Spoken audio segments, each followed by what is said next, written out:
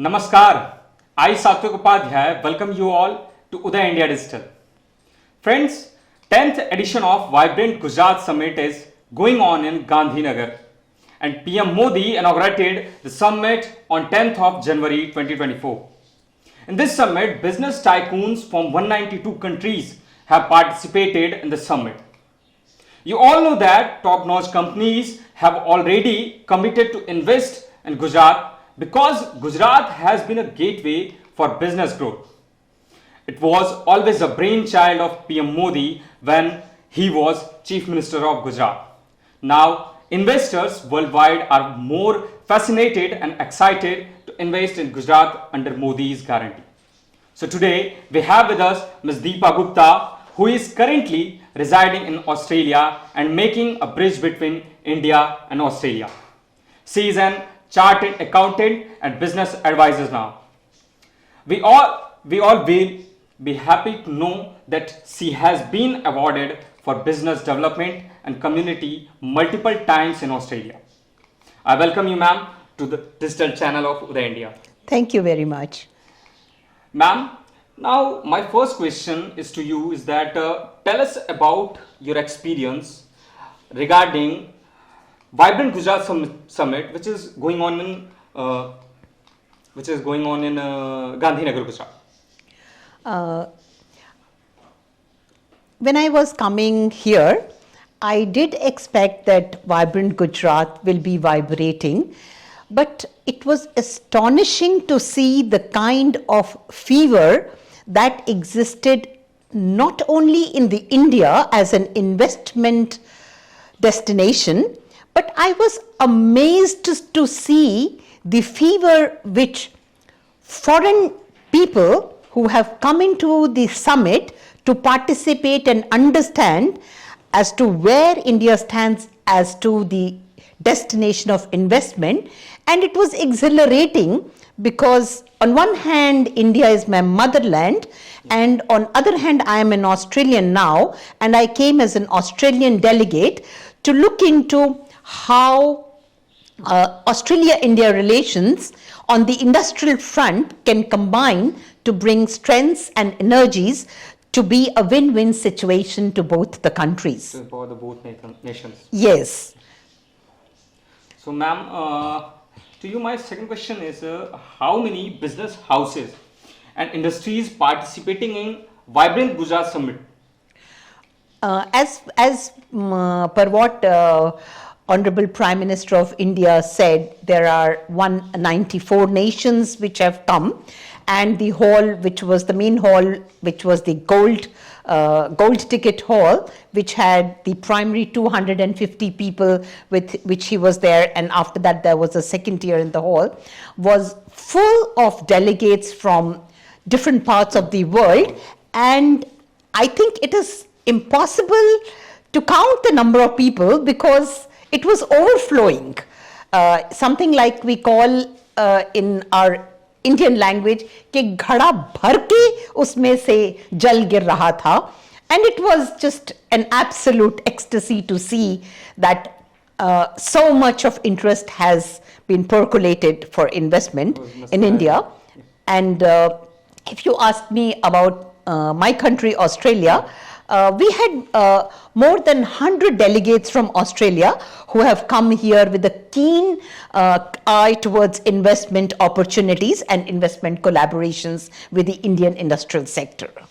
Ma'am, please tell us which type of companies and industries are from Australia participating in this Vibrant Summit?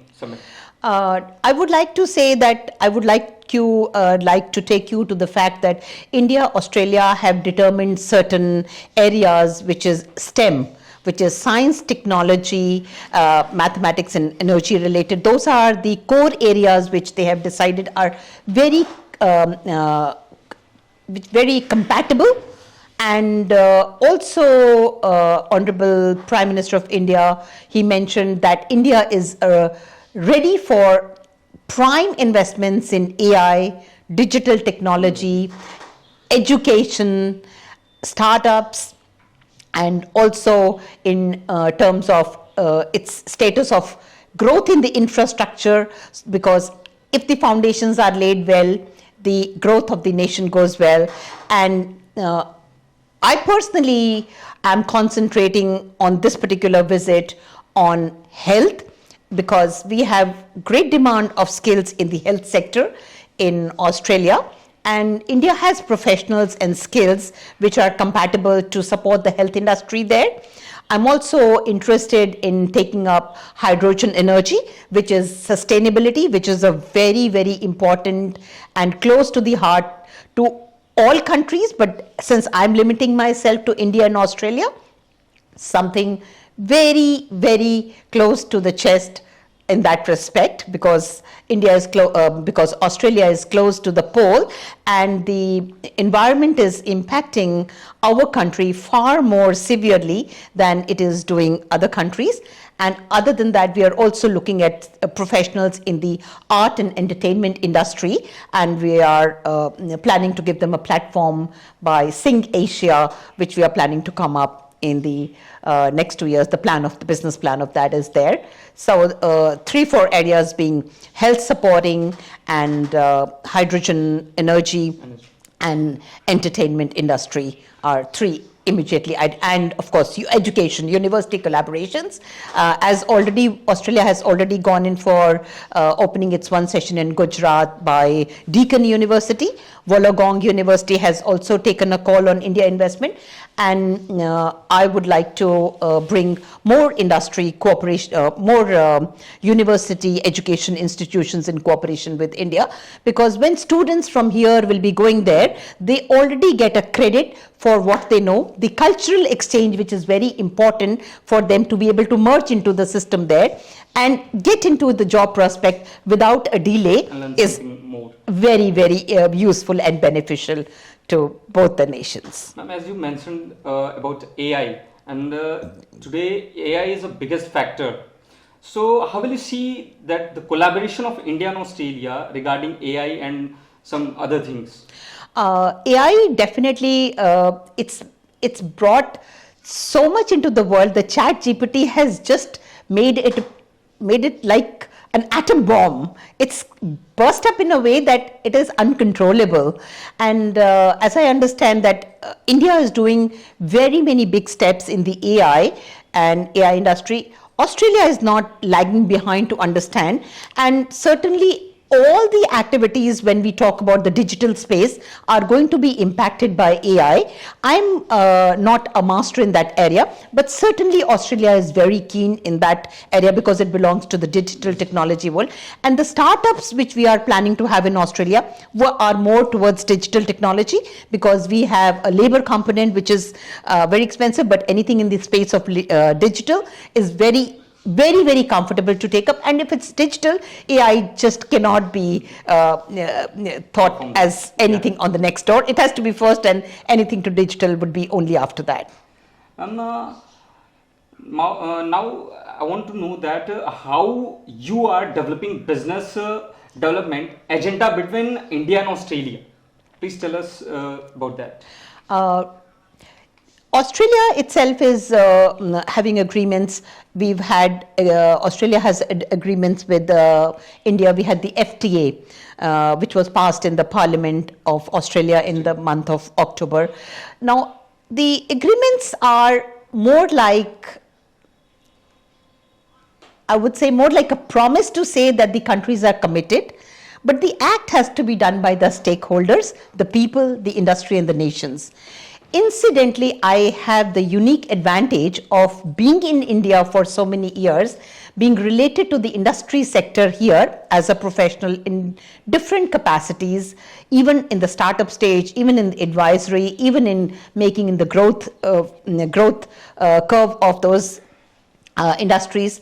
And incidentally, I'm an Australian and there. So with that experience behind my back, I'm able to bring those advantages to the industry there to see how a combination of those factors can bring in similar kind of an industry boom in Australia by leveraging upon these strengths, which are very much a core competence of India, is my focus point.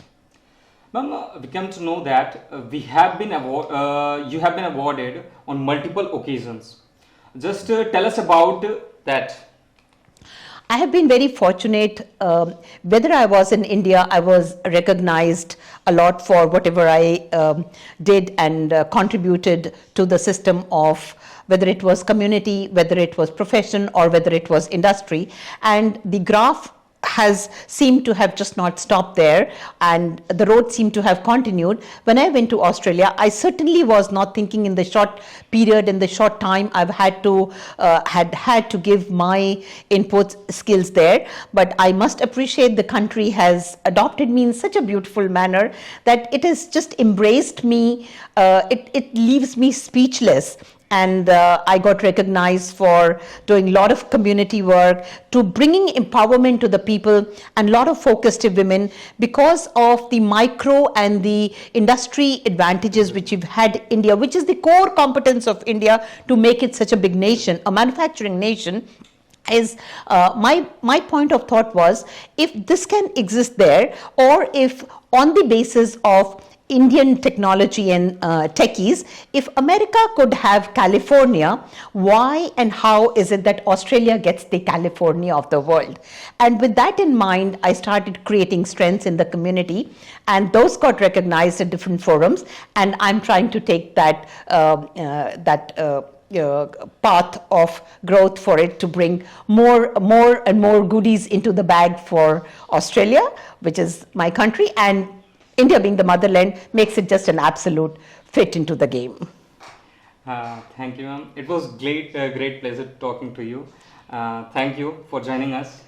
Thank you so much. Thank you for giving me an opportunity to be and speak my mind and lay open as to what we can bring from Australia to India and connect on things together. Thank you so much, Uday, India.